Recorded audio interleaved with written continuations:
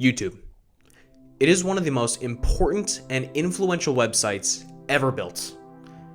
An estimated 122 million people use it every single day. The general public was shocked in 2006 when Google paid $1.65 billion for the platform. But here in 2023, its estimated valuation is well over $100 billion. Now, if you rarely use the platform, you might not realize that the massive rise in company valuation is due to massive changes that Google made to YouTube over the course of roughly a decade. The YouTube that I knew as a child in 2008 is something that I argue will never come back. What was once a place where creativity took precedent has now become a corporate content churning entity where nearly every major decision at a corporate level is designed to maximize ad revenue. Now, I'm no idiot. I understand that a corporation needs to grow their profits, but if you're mentally sane and you don't keep up with internet drama, you might not be aware that a conflict between two major YouTubers this month will go down as an infamously historic moment for YouTube as a company and their policies and relationships with those who create their platform's content. This video podcast is meant to be a conversation about the recent Jacksfilms and SSSniperwolf conflict, but I'd like to bring it to a broader conversation about how YouTube's corporatization of a creative space has crossed a point of no return. My guest today for this conversation will be the incomparable friend of the podcast, Logan Brown. So let's get into it. This is Niche Talks. This is a Drew Waldron podcast, and to support it, please consider liking, reviewing, and subscribing. To catch you up to speed for this conversation, it's good to know what happened over the last month with the YouTubers Jacksfilm and SSSniperwolf, and I want to address this now. I know it's inherently childish to cover internet drama, but this is different. This has long-lasting implications for YouTube as a company and also how content creators react with the platforms that they profit off of. The best thing you could do before listening to this podcast is just Google either one of their names and hit the news tab and read up on the whole situation. But to be as brief and comprehensive as possible, SSniperwolf is a YouTuber who steals content and is a multi-millionaire because of it. Jacksfilms is another YouTuber who called her out, and as a result, she posted his house online to millions and millions of followers. Now, as of this recording, YouTube has responded to the situation, stating that their response would be to demonetize SSniperwolf's videos temporarily, and they claim that they wanted the conflict on both sides to end, even though one side was criticizing content theft and the other was posting their critic's home online while profiting off of theft. In my opinion, not exactly a two-sided issue. This seemed to infuriate other content creators who were hoping that YouTube would choose morality over profits, but it is my opinion that this is the final nail in the coffin and cements YouTube's full transition from a creative space to a content churner. Now, to get into the specifics and some opinions, here's my interview with content creator Logan Brown. Again, please be aware that although this situation may have progressed, this conversation was recorded on October 21st, 2023. Enjoy. What year was Adpocalypse? Because I always kind of like say that it was the mid 2010s, maybe early 2010s. I don't know exactly. I remember it being a big deal, and then I look back and you can watch how it affected everything so quickly, how it changed the landscape so much. But before you dive into that thought, year, how do you think you would describe Adpocalypse to someone who does not consume YouTube content, someone who's not online too much? Like, what's a brief explanation of Adpocalypse? So the internet and it's multiple subsections. Let's talk primarily about YouTube. Let's just use YouTube. Yeah, as let's just example. focus in on that. Yeah. So YouTube pays creators for making content. They can do that through several ways. That's through AdSense, meaning when people watch ads on your videos, you get that money, or just based on the views that you get on your videos. And it used to be that you could make a fairly good amount of money based on the kind of normal amount of views you got if you made viral content. Then people started paying attention to what certain YouTubers were doing. PewDiePie's bridge incident is an interesting one. That I think that was one of the main catalysts of Adpocalypse, as far as I remember. But there were also instances of people talking about how, you know, terrorist organizations have videos on YouTube, or at least had. I don't know how good they are about keeping that off now, but you would, let's say that you looked up, just for curiosity's sake, an ISIS video, and an ad pops up for Ford. And so people started pointing that out and saying, hey, Ford, are you chill with giving AdSense money to ISIS? And from there, a lot of conversations started ramping up around, okay, well, who are these ads supporting? Where is this money going to? On this kind of free-for-all internet domain, anybody can make content and get money for it. Well, who is anybody? In a lot of cases, it can be bad people, or in the less severe cases, just creators that you don't particularly like so much, or in some actual serious cases, creators who are causing actual harm with the content that they're putting out. So in response to that, after much consternation and dissent from the public, YouTube started changing the way that AdSense worked, and the details of which I'm not sure, but as far as I know, you got less money for AdSense. You got demonetized a lot easier, which is whenever you can no longer make money on a video based on its contents or your channel as a whole. So this causes several things.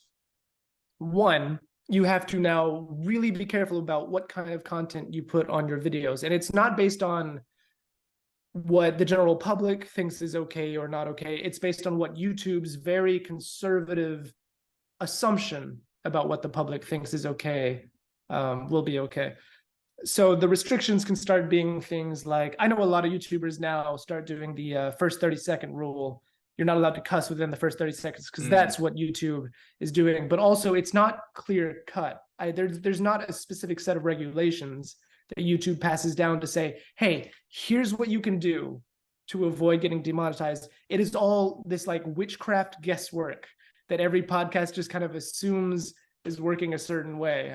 And so ultimately content got a lot more self-moderated.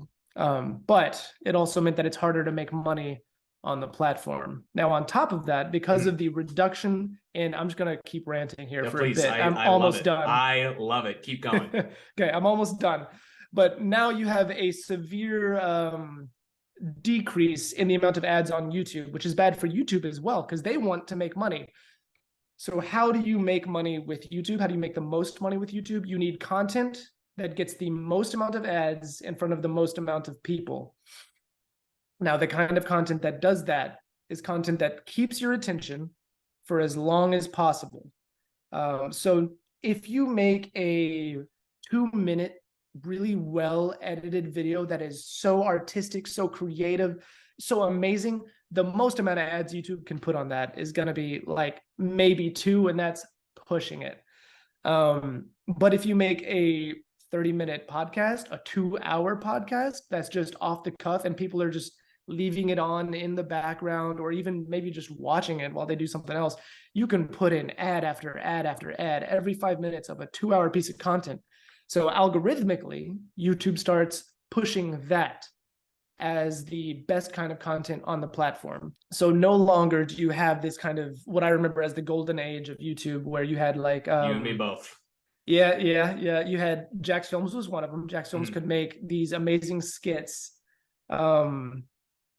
that were, maybe 5 minutes long at the longest, but you watched them, you enjoyed them. They were very creative. You also had Julian Smith, you had Corridor, you had Freddie W., a lot of these big VFX channels that put a lot of effort into 2-minute, 5-minute videos that you would have never seen anywhere else in your life, because no movie studio is going to make this. It's individual creators who can pay for the creation of these videos because of how good YouTube monetization used to be. But now that those videos kind of get buried underneath podcasts and longer form, what's the word? Improv content, which is a little misleading, but content where you do not script it. Unscripted is the better phrase. Unscripted content where you don't have to actually put a lot of pre-production effort. You just turn on camera, make content, and then you can pump that out. That content is now at the forefront. So it's harder to make shorter creative content, easier to make longer, unscripted, kind of less work content, but that can be a little, it gives a negative connotation that I don't necessarily intend. Mhm. Okay, you speak now. Oh, of course, of course. I think the one detail that I would add to that excellent explanation of of the whole situation is that a majority of the adpocalypse changes came after Google purchased YouTube. So, like YouTube starting off, what you and I would say is the golden age of YouTube, where the biggest channel on the platform for a long time, which was Smosh, they were multi-millionaires off of putting out a couple minutes of content a week. In this day and age, in the corporatized era of YouTube and content creation, producing a couple minutes of content a week would never, ever make you a multimillionaire.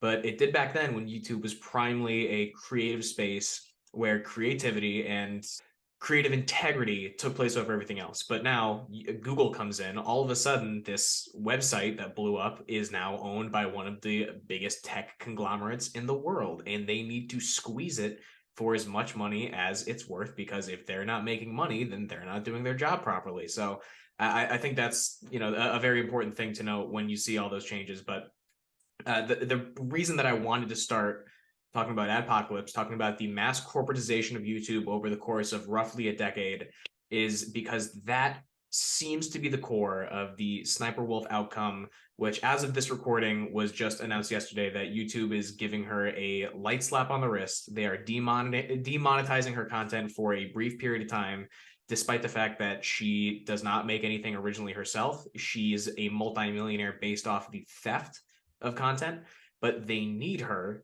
because she is such a cash cow. And I could have never seen something like this happening in 2010, 2009.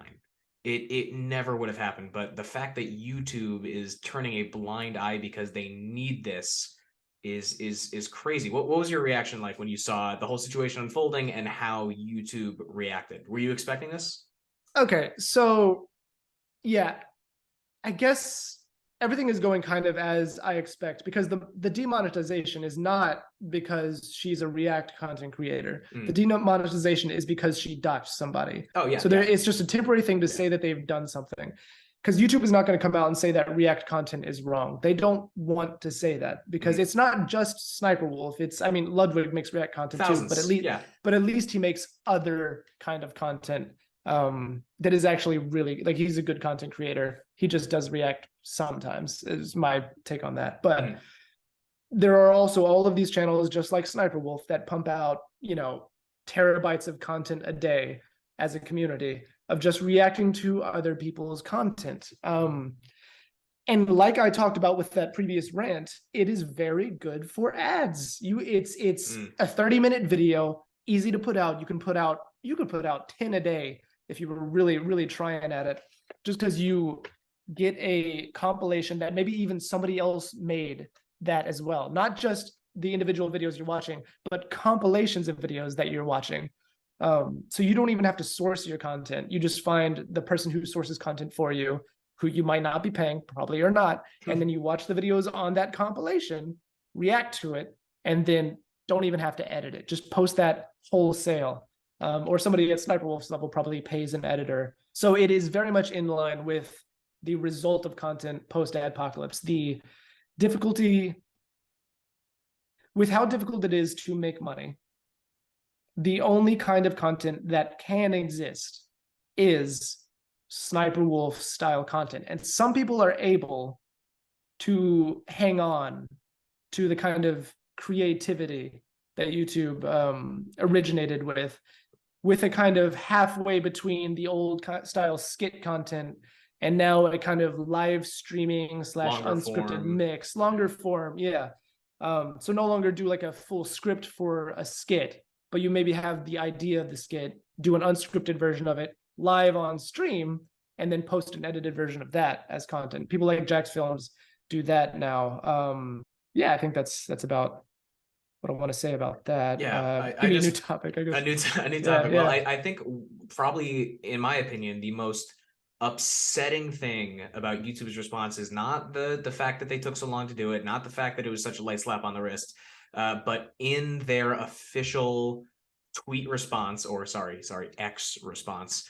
In their official response, they said that they wanted the trouble that was being caused on both sides to stop, which is just like those two words. The fact that they said both sides, they need the React content so badly that they view Jack's criticism of it, and that's all he did. All he did is criticize it. He criticized it a lot, but all he did was criticize it. To be equally as bad as doxing someone, showing their house to 5 million people on the internet, they are acting as if those are two equally bad things. And like, I understand that they need React content to generate an insane amount of ad revenue, and like ad revenue is what keeps YouTube pumping.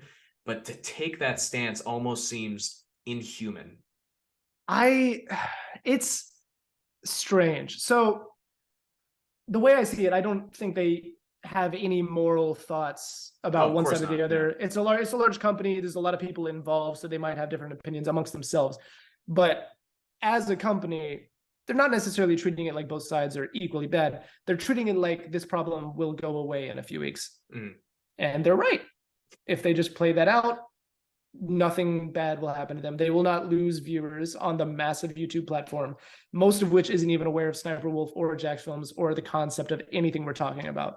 If they just wait it out, they can just pass this by, no problem. And they're right. So I don't really know what to do about that. It's just that they are so big, they can afford to not care. This is not an epidemic issue that affects their bottom line. The kind of stealing of content, unless the EU usually is the savior of a situation like this, but unless a kind of government entity that matters steps in and says, you can't steal content, unless copyright law is changed, then I don't think anything is going to change. Having said that, though, copyright law has been challenged with, H3, Ethan Klein did a lot I remember of good that work. whole thing, and Yeah, so it's kind of actually the pendulum swinging the other way, where before Ethan Klein was commenting on material, like commenting on Keemstar a lot. I feel like I can't remember who really brought the lawsuits, but it was some guy who's like completely irrelevant now. I don't remember his name. But I mean, you're familiar with Ethan's content. He does comment. He makes, I think, transformative commentary on the work that he looks at. So his version of React content, I'm chill with. And then on the other side, different. Yeah, you have SSniperwolf, who often, one of Jacksfilm's videos was a SSniperwolf bingo. So the bingo card I was going to bring up as a great example. It's the list of things that make what SSniperwolf does not okay. Yes. Like that's the difference. If you look at Ethan Klein making social commentary, transformative in nature, SSniperwolf summarizing the video that we both just watched, I'm getting nothing new out of SSniperwolf. She's just the person in the corner or to the side. So it is different. I think that's the first thing people will argue about. It is different. It is not transformative. And therefore, under current copyright law, I'm not a lawyer, should not be allowed. Pretend you are. Yeah, should not be allowed. But who's going to bring that against her? Because a lot of the content she's copying, it's from many disparate sources. And a lot of it is that kind of TikTok random video, some person who doesn't even know where the video ended up posting it. They're not going to care. Yeah, so who would bring the lawsuit that could actually fix this? That's probably where it would start, is somebody specific. Like if she watched Keemstar or something, and then they brought a lawsuit against her. Kind of the same way that it happened with Ethan, but the other way around. I think that what a lot of people are citing is that YouTube, even though people are claiming that YouTube shouldn't do anything because the doxing happened off of their platform, it happened on Instagram. So a lot of people are saying that YouTube has no grounds to take action to something that happened off of their platform. But I can't remember the specific examples, but YouTube in the past has in their copyright guidelines, if like off platform, they have reason to suspect that you brought any form of harm to another creator off their platform, that they do have the right to take action. But some people believe that they are actively changing that policy and playing favorites, especially when, Jack has dedicated 17 years of his life to making content on YouTube, making a living off of YouTube. I'm floored by the favoritism. I'm floored that they could see the doxing, and then let's focus on just the doxing for now, that they could see that happen and think that the light slap on the wrist with demonetization for a temporary amount of time is enough. Do you think that her being deplatformed is like a worthy punishment for the crime? Like in your perfect world, how would YouTube have reacted against Sniperwolf? That's tough to say. It is tough to say. It's a big question. A full deplatforming, I'm not sure. You could get into the whole, you look at her backlog and decide she's not worth a strike or two. But I'm not going to take her, like, the kind of content she makes into account. I would say, oh man, because it's such a sacred thing among YouTubers. Yeah, to not bring content internet creators. beef. Yeah, do not bring internet beef into the real world. It is well, because YouTubers, streamers know what happens when your address gets leaked. You have to move. There is no staying in place. You will get swatted. You will get harassed. Ooh, okay. Very briefly, for anyone in the audience who doesn't know what swatting is, could you please give a succinct explanation? Oh my God. It's fucked. Whenever people know your address and you're streaming, you don't even have to be streaming. This is a general thing that can happen. If somebody knows your address, they can call the cops, say that there is a hostage situation at your address, and there is a very specific protocol that cops take, which is very unkind towards the people in the house. There's a protocol that cops take whenever they have to resolve that situation. Whether or not there is a hostage in the house or not, you are going to get guns pointed at you. You are going to get pushed around. You're going to get treated like suspects do by the SWAT team that ends up coming to your house.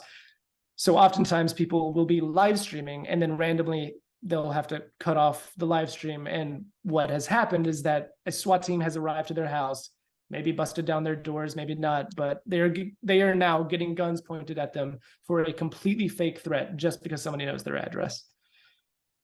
Ludwig's gone through it. Cutie Cinderella, they live together. Hassan has been swatted. Any streamer you can think of that's big enough, they've probably been swatted. It is not an exaggeration to say that it is a life-threatening. Like, people, there have been smaller streamers that have died as a result of fake swatting. And I know that I'm not a fan of Ethan Klein, but I've seen the clips of him where he says that it's gotten to a point where the police just call him now whenever, like, someone calls with a fake hostage situation. Like, the police just call him because they know him and they say, hey, we think you just got swatted, like, we're not coming over.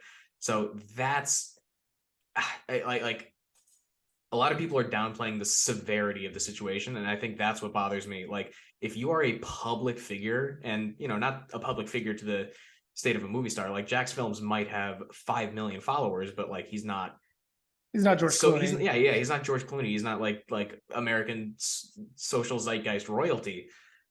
But like, that is life-threatening stuff. Yeah, maybe that's something I take for granted when I talk about how serious it is for a creator to get doxxed. Yeah. I take for granted that I know what happens whenever a YouTube creator gets doxxed. Maybe other people just think that means fans will come to their house, which is also in and of itself. That's the best case scenario. It gets to an awful level, but that's best case scenario. That's a terrible thing, and it's still the best case scenario. Yeah, exactly. So there are massive consequences to having a public personality's address leaked, and you're not such a celebrity that you have security, you have gates or some kind of relationship with your local police department. You don't have that. You have no protections for that. Eventually, Ethan, I guess, got that protection, but it's kind of a new thing. I don't know how easy it is to get on a do not SWAT list. Yeah, especially with the number of people. It's not just Jacksfilms either. It's every creator big enough. So how big would the do not SWAT list be? Would cops even agree to that? Because do cops even respect content creators? Probably not. It might take a lot of convincing. Well, I mean, also think about it. If you're a smaller creator and you go to your local police station, you say, hey, please put me on a list so that way if someone calls saying that I have a hostage, I don't. It might get a little suspicious. Yeah, that does get a little suspicious. They immediately think like, oh, this guy wants to have a hostage. Yeah, it's people understand what it means if you say, "Hey, I was in a Marvel movie. Please put my house on a list." Exactly. Less so to say, "Hey, I comment on Social Rocket issues, League yeah. games. Yeah, I comment on Rocket League games, and I have 20,000 followers on Jitter. Please block my house from swattings." What does that mean? I don't know. No. Well, how many followers are good? You can have 1 million TikTok followers and it mean nothing. So like what would constitute the worthiness of being on a do not swat list? Yeah. I mean, it's a sad reality. We could hop off this topic right now if you want, but I think that one of the most important questions that I want to ask you, and we might call this the end of the end of the episode here. The big overarching theme of this whole situation and the conversation we had about monetization, apocalypse in the beginning, and the corporatization over YouTube over a 10+ year period. It is clear that YouTube started as a place where creativity was the priority. You know, YouTube's old slogan was broadcast yourself. And it was someplace where, like we said, a channel like Smosh could make 4 minutes of content a week and become multimillionaires for it. That is no longer the case. And I believe that that will no longer be the case ever again for YouTube. But, you know, new platforms like, well, not new platforms, but newer platforms like TikTok are popping up. I find that there is far more creative and transformative content there than there is on YouTube. I'm sure the same thing might happen there, but could you speak as someone who makes content creation yourself, how you kind of wrestle with the battle of I need to make what I want to make and I need to make what might make money? Do you consider that at all in what you make, or do you primarily just make the stuff that you enjoy? With the way that the content creation community is right now, my preference is to just keep my day job and make stuff that I like. That's my preference. That's what I'm doing. I'm not gonna try and aim for, you know, try and mixing between the algorithm and everything and competing on what the YouTube platform is now, because it's not the way it used to be where you could make some amazing piece of art and it hits the right spot and then you get a really, really dedicated fan base. Even if you get that dedicated fan base, if you don't make the right kind of content or if you don't stream constantly, you're not going to be able to make a living on it. And then if you put that much effort into it and have a day job, you can't really do both, but you can't make a living off the thing that you love. So it kind of knocks you out as a person trying to make interesting, creative, high effort content. Not to say a lot of creators don't put high effort. Like, I mean, Mr. Beast started with the kind of low effort, unscripted content, literally counting to 1 million. Yeah, isn't that how he got his like first big wave of fame? Yeah, he did that. And then once he had enough of an income, now he makes, I will say, really high quality, high effort content that is edited a very specific way to keep engagement, and it's got its own style to it. I'm not going to say it's bad. I know Sean, Jacksepticeye, got in trouble for saying it's bad, but that's another conversation that we could get into because I agree and disagree. Well, that is an interesting conversation. I'll let you finish your point first. Yeah, we got thoughts on that. Yeah, hold on. Let me try and regather myself. Yeah, a huge point that I want to get across whenever I talk about this topic with YouTube, because it's a very easy way to describe it because of the name of YouTube. It's called YouTube. The whole point, like you said, the slogan was broadcast yourself. It was a way for individuals, just public citizens who don't have massive studios, to make content, make their own movies. You know, before we had the phrase content to call this is what it is. It used to be make your own movies and then put that on YouTube. That's your distribution platform. You don't need to go through movie theaters or local theaters or any of that. You can just put it on the internet. Everybody can see it now. Home videos, vlogs. It was about the individual, and it was about individuals coming together to enjoy a new kind of creation. But now the traditional apparatus has invaded that space, and it's no longer YouTube. It is now you and Jimmy Kimmel and Jimmy Fallon and, you know, Fox Searchlight or whatever. Everyone is on the platform. And how can Jacksfilms, how can well, Sniperwolf figured it out, but how do you compete against platforms who have a massive studio from which to create content? When the front page has stuff like Jimmy Kimmel or Jimmy Fallon, the late night Jimmys. The late night Jimmys. How did we end up with two Jimmys? What's the probability of that? That's always bugged me. But the competition is a lot fiercer because it's no longer just the individuals. It is also massive studios on top of the adpocalypse, on top of a lot of different things. And it is corporate. It all comes back to corporate.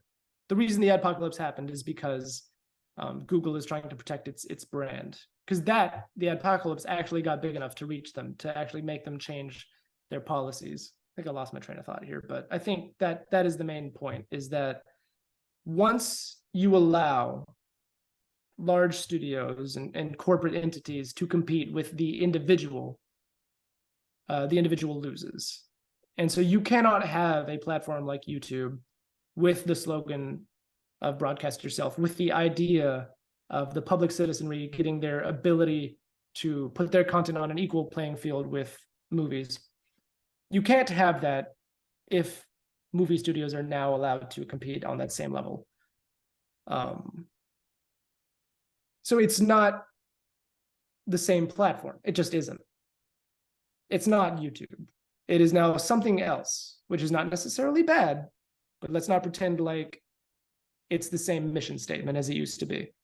And maybe somebody else, maybe somebody else will be able to come in and recreate it, and then it'll happen to them too. And then we'll just create a new one. And that's what the internet will be, is just the creation of revolutionary ideas and then their eventual inevitable corruption in the face of monetization. The snake will continue to eat itself. Or Boris. Well said. Logan Brown, is there anything you want to shout out for yourself? I am Bojack_Brown on TikTok, Logan_Brown1 on Instagram. Got to figure out something with that. But I make content that I like. I'll be pumping some stuff out here soon enough, but it's chill. I'm more of I make art for myself and then I'll put it out regardless of, I might not be consistent. I'm not selling myself too well here, but an honest creator with creative integrity. We love it. All right, Logan, we're gonna call it there. Thank you so much for your time, man. Sure. Thank you. I enjoy this. So have a good day.